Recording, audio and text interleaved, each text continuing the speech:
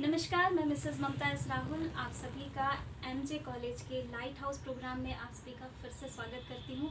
और इस कार्यक्रम की दूसरी कड़ी में हमारे बीच हमारे लाइट हाउस के रूप में यहाँ पर उपस्थित हैं श्री रवि कुमार राय जी, जो कि अवकाश प्राप्त डीएसपी हैं।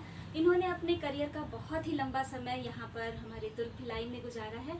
और अब मैं सबसे पहला सवाल यही पूछना चाहूँगी कि सर, आप अपने कार्यकाल के बारे में आप अपने कार्यकाल से कितने संतुष्ट हुए हैं, इसके बारे में हम हमारे दर्शकों को बताइए।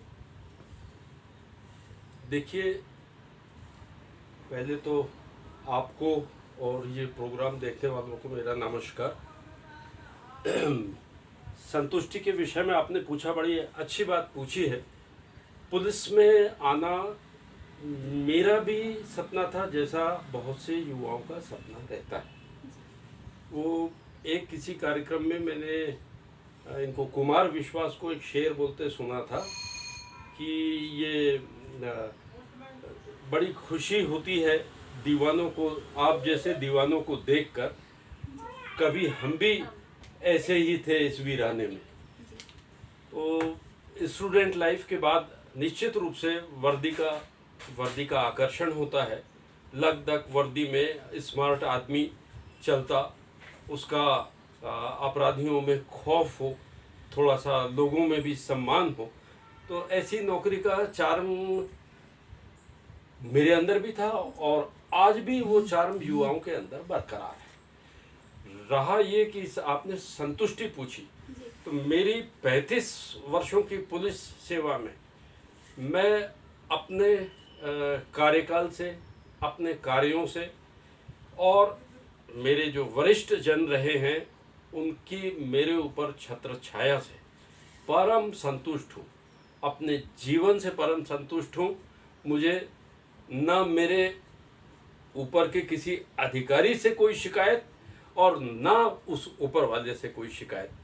मैं ये मान के चलता हूँ कि मैं जो कुछ था, जो मेरी योग्यता थी, उससे या उस काबिलियत से मुझे मेरे जॉब ने और उस ऊपर वाले ने बहुत कुछ बख्शा। मैं उन मेहरबानियों के लिए हमेशा इनका ऋणी रहूँगा।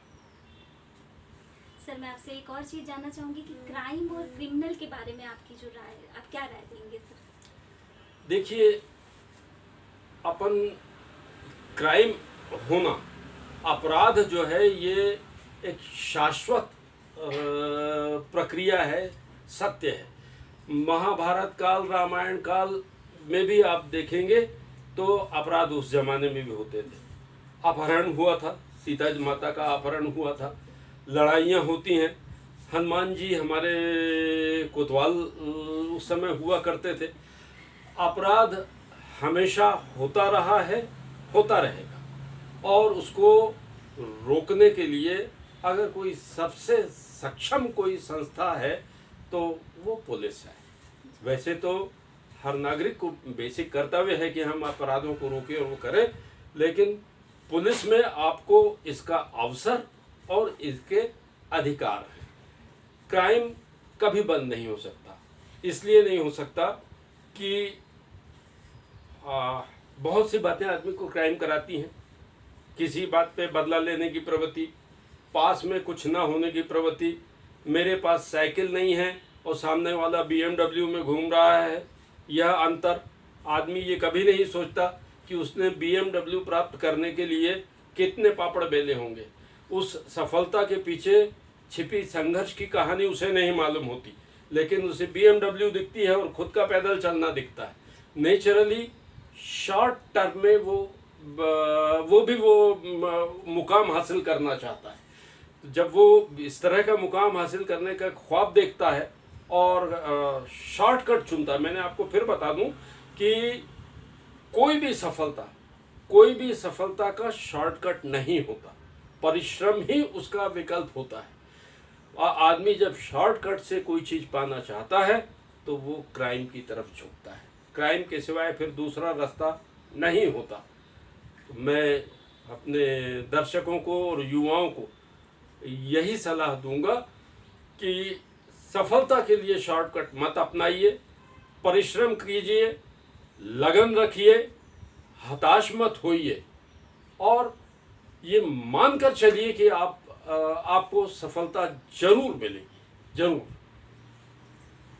बहुत अच्छी बात बताई सर आपने, बहुत ही मतलब प्रेरणादायक आपने युवाओं के लिए कहा है। सर एक चीज़ मैं बोलना चाहूँगी, पुलिस को एज ए करियर आप कैसे देखते हैं सर? देखिए, एज ए करियर बहुत अच्छी सर्विस है, बहुत अच्छी सर्विस है, बशर्ते कि आप उसमें उसी भावना के साथ आप पुलिस में प्रवेश करें।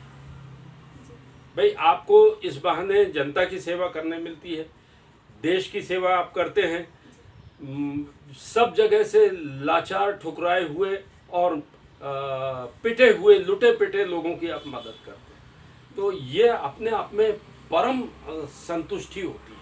ठीक है, जैसा सरकारी विभागों में होता है, आप तनख्वाह पे मत जाइए कि वो कितनी है, लेकिन इसके पीछे जो मान सम्मान आपको मिलता है, जब आप किसी को न्याय दिला पाते हैं, तो जो दुआएं आपको मिलती हैं और वो जो प्लेजर है, वो शब्दों में एक्सप्लेन नहीं किया जा सकता, वो अनुभव ही किया जा सकता है। बेहद खुशी होती है अगर आपकी वजह से कोई दुखी आदमी, कोई तकलीफ का मारा, कोई निरीह, कोई लाचार, कोई सताया हुआ अगर न्याय पा सके, तो ये अपने आप में अनोखा प्लेजर होता है। सर एक चीज़ और जानना चाहूँगी कि जैसे स्टूडेंट है, कई बार किसी कारण से बुरी संगत में फंस जाते हैं और वो अपनी एक गलती छुपाने के लिए कई और गलतियाँ करते जाते हैं, तो उनके लिए आप कुछ सलाह देना चाहेंगे कि किस तरीके से वो अपने आप को मैनेज कर सके, कोप कर सके उस चीज़ से? ममता जी, बहुत अच्छी बात आपने पूछी है। संस्कृत का एक बड़ा पुराना वो है कि संसर्ग जा दोष गुणा संति। आज के समय में माँ बाप ब्रेड बटर अर्न करने में, अपनी रोजी रोटी कमाने में इतने व्यस्त होते हैं कि वो पूरे समय अपने बच्चों पर नज़र नहीं रख सकते, और ये थोड़े बड़े होते बच्चों की जवाबदारी है कि ये वो विश्लेषण कर लें कि हम जिसका साथ पकड़ रहे हैं वह कैसा है, उसका चरित्र कैसा है, उसकी भावनाएं कैसी हैं, उसके विचार कैसे हैं। अगर हम ये निर्णय नहीं करेंगे तो माँ बाप को कभी कभार धोखे से ये बात मालूम होती है कि बच्चा गलत संगत में जा रहा है। ये निर्णय वास्तव में हमको ही करना पड़ता है। देखिए, हम लोग के ज़माने की छोड़िए, हमारे समय में हम लोग बड़े बहुत देर से हुए। मेरा मतलब यह है कि ना टीवी था, ना कोई बड़ा भारी अखबार था, ना कोई मीडिया था। टाट पट्टी के स्कूलों से पढ़े और वो होते गए, बड़े होते गए। पर आज छोटी उम्र में भी बच्चे समझदार हो जाते हैं। मतलब इतने समझदार, तो मेरा ये मानना है कि इतने समझदार तो हो जाते हैं कि वो अपना भला बुरा समझ सकते हैं कि क्या चीज़ अच्छी है और क्या चीज़ बुरी है। तो जब हमारे गार्जियन, हमारे माता पिता इतने ज़्यादा व्यस्त हैं अपनी जीविका कमाने में और संघर्ष में, तो नेचुरली ये बच्चे की अपनी जवाबदारी बनती है कि वह संगत अपनी अच्छी चुने। अदरवाइज आपको गलत संगत जो है वो हमेशा गलत जगह ले जाएगी और उसके परिणाम हमेशा बुरे होंगे। नशे के बारे में आपने बोला, नशा तो लत है। शुरुआत होती है इससे कि अरे एक सिगरेट पी ले, क्या होता है, क्या फ़र्क पड़ता है, थोड़ी सी पी ले, छोटा सा पी ले, पर वो बाद में ये बढ़ते जाती है और नौबत ये आती है, आदमी एडिक्ट हो जाता है। बहुत बाद वाली स्टेज पे घर के बड़ों को, बड़े भाई बहनों को या माँ बाप को ये बात का आभास होता है कि मेरा बच्चा किस राह पर चला गया, लेकिन जब वो निकल जाता है उस राह पे तो उसे वापस लाना बहुत कठिन होता है, असंभव नहीं, कठिन होता है। उसके लिए रिहेबिलिटेशन सेंटर है, डॉक्टरी इलाज है, माँ बाप की सतत निगरानी और समझाइश है, और इस सबसे ज़्यादा कि उस व्यक्ति का स्वयं का आत्मबल है। अगर वो आत्मबल अपना प्रयोग नहीं करेगा तो ये सारी चीज़ें बेकार है। जब तक वो ये नहीं ठान लेगा कि नहीं, मुझे इससे दूर रहना है, मुझे जीवन में कुछ बनना है, क्योंकि नशा तो नाश का ही कारण और साधन। जी, जी। सर आखिरी में एक और प्रश्न करना चाहूँगी कि अभी जो कोरोना काल चल रहा है, बहुत पैंडेमिक समय है, तो इस समय के में हमें कैसे अपने आप को मैनेज करना चाहिए, समाज के लिए आपको संदेश देना चाहेंगे तो आप इसके बारे में थोड़ा विचार दीजिए। देखिए, कोरोना काल में अपन थोड़ा सा विश्लेषण सभी वर्गों का कर लेते हैं, पुलिस के अलावा।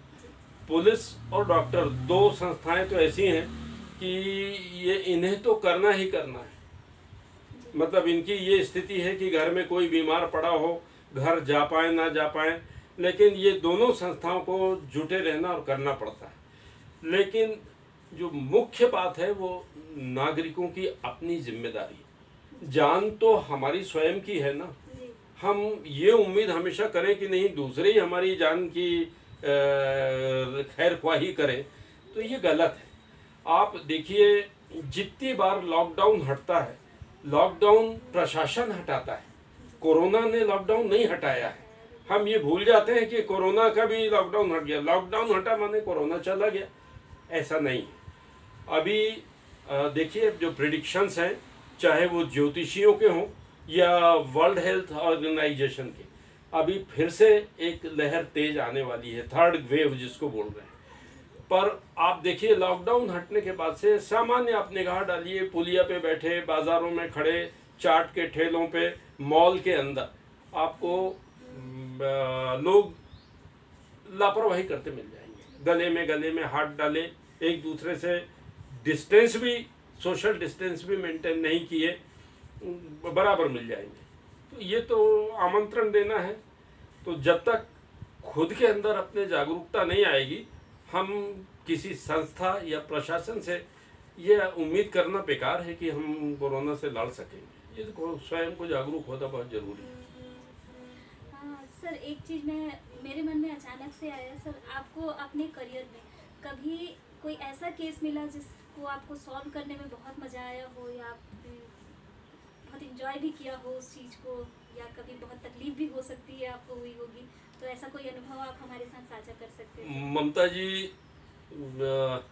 अनुभव इतने सारे हैं कि अगर ये 35 वर्षों के अनुभव बताना चाहूँगा और इसमें रोमांचक और जो चैलेंजिंग केसेस हैं उनका वर्णन करना चाहूँगा तो ये दिन भी छोटा पड़ जाएगा। तो आपको एक आध दो छोटी घटनाओं के बारे में बता देता हूँ। जैसे बिलासपुर में मैं पदस्थ था, कोतवाली में टीआई था। तो उस जमाने में एक सरिता दुबे हत्याकांड हुआ। तो सरिता दुबे नाम की एक महिला थी, वो अपने दो छोटे बच्चों के साथ, एक करीब 5 साल की बेटी और 3 साल के बेटे के साथ ये राजकिशोर नगर में रहा करती थी। उसके हस्बैंड बाहर ठेकेदारी करते थे, मुंबई में थे। वो बीच में आते थे, जाते थे, चले जाते थे। उसको एक दिन सुबह उसका दरवाज़ा नहीं खुला, तो जब देर तक दरवाज़ा नहीं खुला तो पड़ोसी ने सोचा कहीं सो रही होगी, ठगी होगी, बंद होगी। बाद में दूध वाला आया, उसने दरवाज़ा खटखटाया तो दरवाज़ा अंदर से खुला हुआ। तो जैसे ही दरवाज़ा खुला तो उसको पूरे घर में खून बिखरा मिला। जब वो अंदर गया तो अंदर उसने देखा कि वो सरिता दुबे करीब 32 वर्षीय महिला थी। वो उसका गला कटा हुआ था, दीवारें खून से रंगी थी, दोनों छोटे बच्चों की गला काट के हत्या की।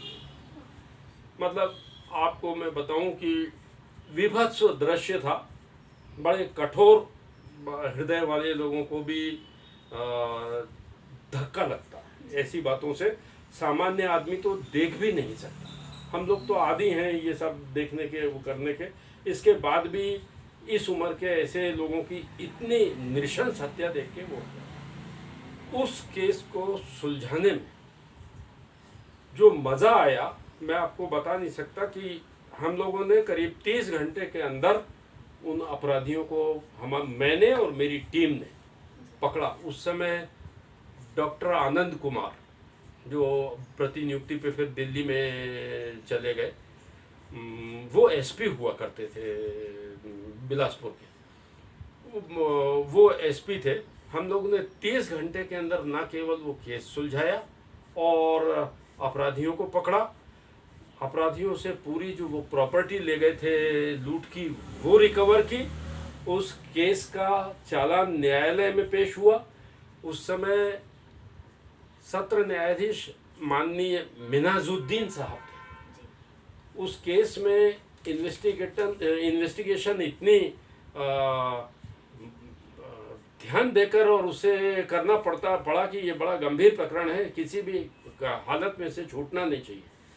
तो माननीय मिन्हाजुद्दीन साहब के न्यायालय में वो चालान प्रस्तुत हुआ समय पे, और वहाँ से दोनों आरोपियों को फांसी की सजा हुई। फिर वो सजा हाईकोर्ट से भी बहाल रही। बाद में वो दोनों का सुप्रीम कोर्ट से फिर वो आजीवन कारावास में तब्दील हुई। बड़ा लोमहर्षक और वैसा केस था। उसकी डिटेल बताने में तो बहुत समय लगेगा, पर वो केस जैसे वो कभी मैं भूल नहीं सकता। वो दुर्ग भिलाई के हजारों केस हैं, आपसे मैंने जिक्र किया था।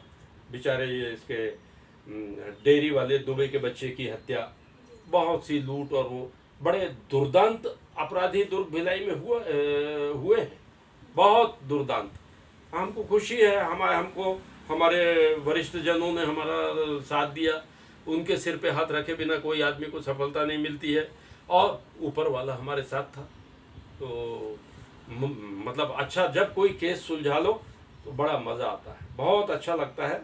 मैं बताया ना कि ये प्लेजर सिर्फ फील किया जा सकता है, इसको शब्दों में आप नहीं बता सकते। पूछ लीजिए और एक छोटा सा सवाल मैं पूछना चाहूँगा। जी। जिस तरह लोग इंजीनियर बनने, डॉक्टर बनने, सीए बनने, सीएमए करने के लिए तैयारी शुरू करने की उम्र होती है, कोई 11वीं में शुरू करता है, कोई 10वीं में शुरू करता है, तो पुलिस में अधिकारी बनने के लिए अगर कोई फोकस्ड हो तो उसे तैयारी किस समय शुरू कर देनी चाहिए और कौन सी सावधानियां बरतनी चाहिए? वाह दीपक जी, बहुत बहुत बढ़िया बात आपने पूछी। मैंने आपको शुरू में ही आपके इस प्रश्नोत्तर के दौरान शुरू में ही बताया था कि क्रेज़ है, पुलिस की नौकरी का क्रेज़ है अपना, उसकी अपनी शान है। तो लोगों का उस संबंध में रुझान होना, लोगों की उत्कट इच्छा होना पुलिस में जाने की बड़ी स्वाभाविक है, पर इच्छा होने से तो कुछ होता नहीं। तैयारियों के लिए आपने पूछा, आपने अधिकारियों की तैयारियों के लिए बोला, तो क्वालिफ़िकेशन, मिनिमम क्वालिफ़िकेशन ग्रेजुएशन है अधिकारियों के लिए, और कांस्टेबल्स के लिए तो आप 12th पास भी आ जाते हैं। मिनिमम क्वालिफ़िकेशन ग्रेजुएशन है। इसके अलावा सबसे बड़ी बात है फिज़िकल फिटनेस आपकी अच्छी होना चाहिए। आप बेडौल शरीर के साथ नौकनी, जिसमें घुट्टे मिल जाते हैं, या फ्लैट फुट के साथ पुलिस में जाने की नहीं सोच सकते। ये तो खैर जो नौकनी और फ्लैट फुट होना, ये तो ईश्वर प्रदत्त बातें हैं, इनमें आप कुछ नहीं कर सकते। अगर ये आपकी वैसी बनावट है तो वो फिर आपको पुलिस में जाने की नहीं सोचना चाहिए। फिर पुलिस के दूसरे विंग हैं, उसमें आप जा सकते हैं जो टेक्निकल विंग होते हैं, पर सामान्य अपने डिस्ट्रिक्ट पुलिस में इन कमियों के साथ नहीं जाया जा सकता। आपके अंदर दमखम जरूरी है। हमको दौड़ना पड़ता है, हमको भागना पड़ता है, हमको ऊंचाई पे चढ़ना पड़ता है, तो उसके लिए शरीर को साधना सबसे अच्छी एक्सरसाइज है। युवावस्था में दौड़ और ओल्ड एज में वॉकिंग, ब्रिस्क वॉकिंग, ये आप करते रहें। इसके अलावा स्टेमिना बनाने वाली जितनी चीज़ें हैं वो आप करते जाइए। स्टेमिना बनी रहेगी तो आप 15 किलोमीटर की दौड़ भी आराम से पूरी कर लेंगे, 5 किलोमीटर की, 100 मीटर की रेस भी। हमारे यहाँ जब सिलेक्शन होता है तो ये नहीं देखते कि फर्स्ट कौन आया और सेकंड कौन आया। इतने टाइमिंग के भीतर इस आदमी ने ये जगह इतनी डिस्टेंस इतना पार किया या नहीं किया। फिजिकल फिटनेस तो जरूरी है। तीसरी बात, अगर आपको घर में अनुशासन की शिक्षा नहीं मिली है, आपको बड़ों का आदर करना नहीं सिखाया गया है, आपको बड़ों की आज्ञा मानना या गुरुजनों की सुनना नहीं सिखाया गया, मत सोचिए पुलिस में जाने की। आप नहीं कर सकेंगे पुलिस की नौकरी। आपको अनुशासित होना जरूरी है। आप जब तक ये आपके अंदर क्वालिटीज़ नहीं होंगी, पुलिस में अधिकारी का आदेश उसका पालन करना ही चाहिए।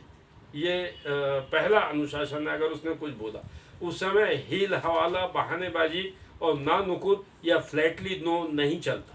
तो अगर आप इस प्रवृत्ति के हैं कि आप अपनी मनमर्जी का करना चाहते हैं तो आपको नहीं सोचना चाहिए पुलिस में आने के बारे में। आपको एक डिसिप्लिन लाइफ का की आदत होना चाहिए, या आपके अंदर उसको अपने को बाद में वो क्षमता विकसित कर दे और आपको अपने आप को उस रूप ढालने की कुव्वत आपके अंदर होना चाहिए। तीसरी बात, समय की पाबंदी, आपके सामान्य जो अलर्टनेस है आपके अंदर होना। आप देखिए लोगों के अपने अलग अलग रिएक्शन होते हैं। एक आदमी है वो पहले से एंटिसिपेट कर लेता है कि अगर मैं ये करूँगा तो वो हो जाएगा और वो होगा। एक आदमी है वो नहीं करता कि ठीक है चलते हैं देखेंगे। जो एंटिसिपेशन की भी आपके अंदर वो सॉफ्टवेयर होना चाहिए, तब आपको पुलिस में सफलता मिलेगी। सिलेक्ट भी होंगे और सफलता भी आपको तभी मिलेगी जब आप आने वाली आगम को आप सोच के और उसके लिए प्लान तैयार कर सकें, तभी आप सफल हो पाएंगे पुलिस में। सर आपने बहुत अच्छा, बहुत मोटिवेशनल हमारे जो युवा दर्शक हैं उनको ये बातें बताई हैं कि सफलता पाने के लिए सिर्फ सोचना ही नहीं, उसके लिए करना भी बहुत ज़्यादा ज़रूरी होता है। एक अनुशासन है, एक समय का प्रबंधन है, ये सब की बहुत ज़रूरी होती है हमारे जीवन में। और इसके साथ ही मैं आपका बहुत बहुत धन्यवाद करती हूँ सर कि आप हमारे कार्यक्रम में आए और आपने इतना कीमती समय अपना हमें दिया। नमस्कार, आपका भी बहुत धन्यवाद। मुझे बहुत अच्छा लगता है, कम से कम मेरी बातें ऐसे युवाओं तक जाएंगी, खुशी की बात है। आपका भी बहुत बहुत, आपका और दीपक जी का धन्यवाद।